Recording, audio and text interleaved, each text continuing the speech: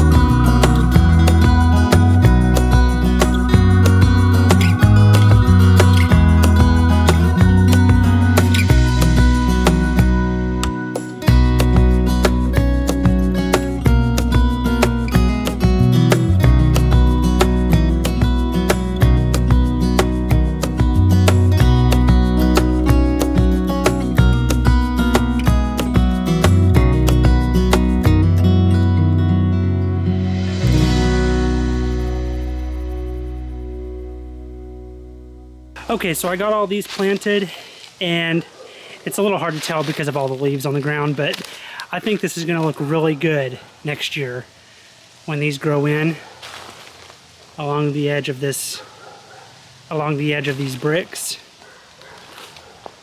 And then I have the ferns all planted back here.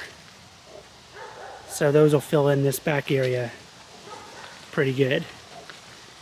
The next set of plants that I'm planting are back here. So let me take you back there.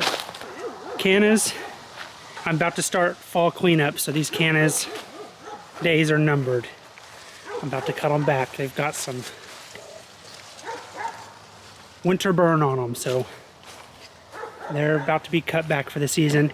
But I have 3 nepeta plants over here. These are over here by the trio of hibiscus that I planted, and check out the fall color on these.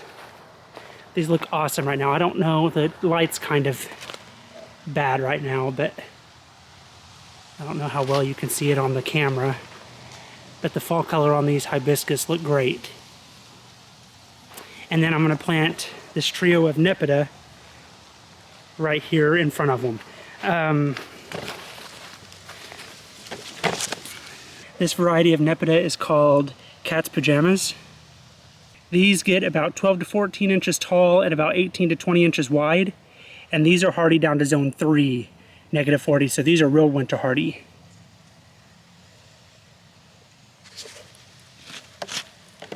So I'm gonna go ahead and get these planted here. And just to kind of give you an idea of how mild of a fall we've had so far, today is supposed to be close to 70 degrees. So it's getting pretty hot out here, so this hoodie is gonna have to go.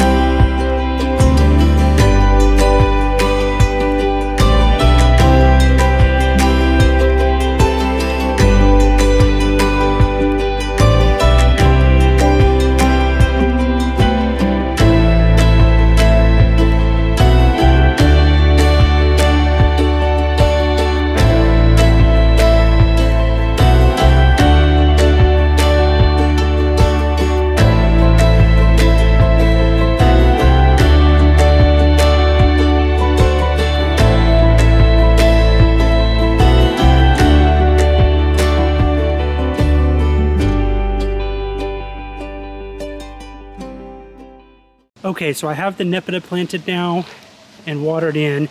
I put these holly shrubs back behind them because they look kind of sad just sitting there by themselves.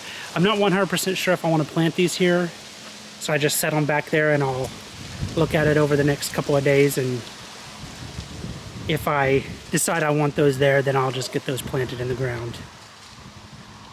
So now that I have everything planted for this season, I'm going to switch my focus away from plants and start focusing more on creating new flower beds, putting drip lines into existing and new flower beds, and also some hardscape stuff like bricks and rock pathways and stuff like that. I have a few ideas of what I want to do over the winter to get everything ready for next spring. So I have quite a bit of work ahead of me. But anyway, I really appreciate you all watching this video, and I hope you enjoyed it, and I'll see you in the next one.